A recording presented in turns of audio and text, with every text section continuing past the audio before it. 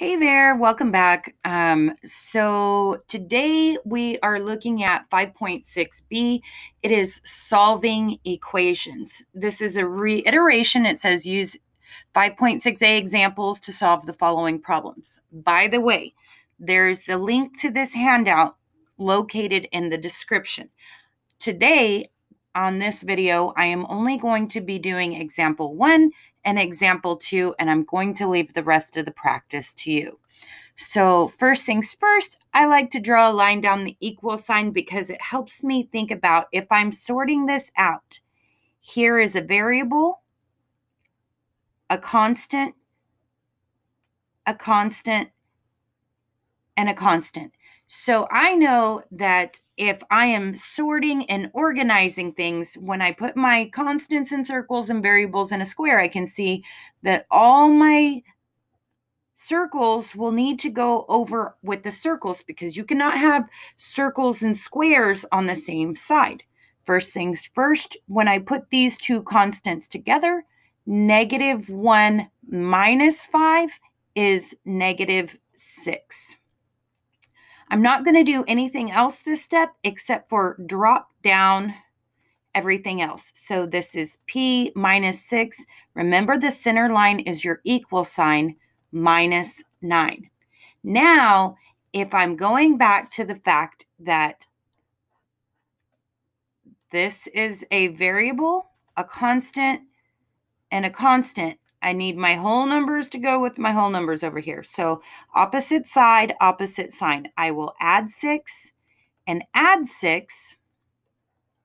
So now that you can see that, this will be 0, but you don't have to write p plus 0. And by the way, if p doesn't have a number with it, that means that there's just one p. You do not have to write the 1 in front of it. That's just implied. So it's going to be p is equal to -3. And that's the answer for number 1.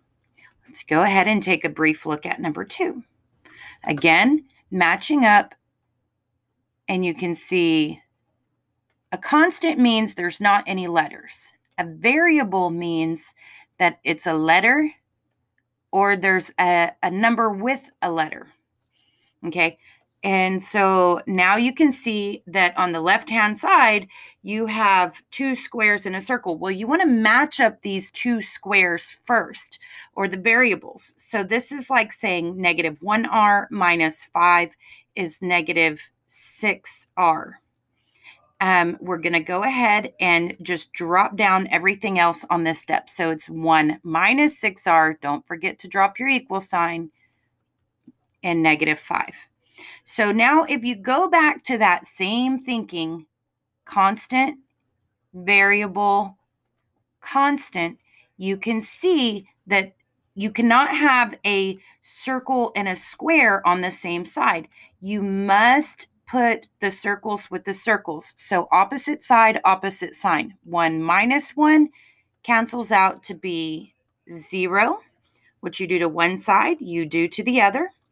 So now this says -6r is equal to -6. And the last step, remember, you don't have to write the 0 right here. The last step is going to divide by -6 and divide by -6.